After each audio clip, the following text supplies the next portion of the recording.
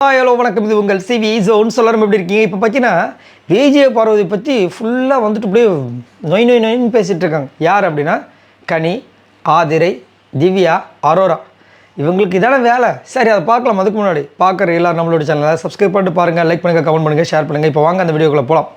ஒரு பெரிய சண்டை இருந்துச்சு எஃப்ஜேக்கும் விஜய பார்வதிக்கு. ஏன்னா எஃப்ஜே வந்து எல்லை மீறிட்டே போகிறார். அவங்க இன்னுமே வந்து ஃப்ரெண்ட்ஷிப்பாக தான் பார்க்குறாங்க.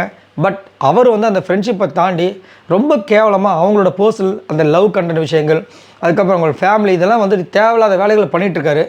இதை வந்து விஜய் சேதுபதி அவர்கள் கண்டிக்காத வரை இது தொடர்ந்து நடந்துக்கிட்டு தான் இருக்கும்.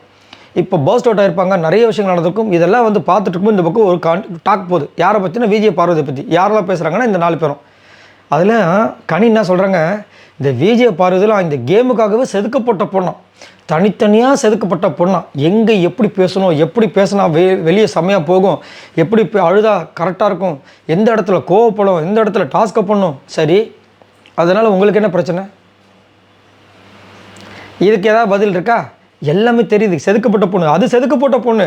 ஆனால் நீங்களாம் ஒதுக்கப்பட்ட பொண்ணுங்களாக இருக்கீங்களா? பிக் பாஸ் விட்டு ஒதுக்கி அப்படியே பிக் பாஸ் கேமில் எதுக்காக இருக்கீங்கன்னு தெரியாமல் ஒதுங்கியே உட்காந்துட்ருக்காங்க. ஏமா ஏதாவது கேமில் நம்ம பாயிண்ட் வரட்டும், எங்களுக்கு தோணும்போது விளாட்றோம். இப்படி பண்ணி பிக் பாஸ் ஒரு பக்கம் டென்ஷன் ஆகி கெஞ்சிறாரு, ஏதாவது பண்ணுங்கன்னு சொல்லும்போதெல்லாம் பார்த்தீங்கன்னா விஜய் பார்வதி பற்றி கேட்கவே மாட்டேன். ஏன்னா விஜய் பார்வதி ஏதாவது பண்ணாமல் கொஞ்சம் கம்முன்றுங்கன்னு தான் சொல்லியிருக்காரு. திவாகர் அதே தான். ஆனால் மற்றவங்களாம் பார்த்தீங்கன்னா ஏதோ டூருக்கு வந்த மாதிரி, பிக்னிக் வந்த மாதிரி பண்ணிகிட்ருக்காங்க. இதில் வந்து செதுக்கப்பட்ட பொண்ணால் திவ்யா அதுக்கு மேலே ஃபஸ்ட்டு 2 வாரம் வந்துட்டு நான் ரொம்ப க்ளோஸ் ஆனேன். யாரை கூட க்ளோஸ் ஆனீங்க கேட்டால் விஜய் பார்வதி கூடயா? இது எப்படா நடந்துச்சு? ஒருவேளை கனவுல இருந்திருப்பாங்களோன்ற மாதிரி இருந்துச்சு. அப்போ வந்து அவங்களுக்கு வந்து விஜய் பார்வதி பற்றி தெரியலையா? ஏம்மா வந்தவொடனே ஃபஸ்ட் வாரமே உங்களுக்கு சண்டை ஆகிடுச்சம்மா. அதுவும் நைட்டு சண்டை ஆகிடுச்சே. நைட்டு உங்ககிட்ட ஒரு விஷயம் கேட்டாங்க, காலையில் வந்து கத்துனாங்க, அதுலேருந்து சண்டை தானே. நீங்கள் எப்போ ஒன்றானீங்க? ஆனாங்க, சும்மா பேசும் நடுவில் வந்து டிஸ்டர்ப் பண்ணாதீங்க அப்படின்னு.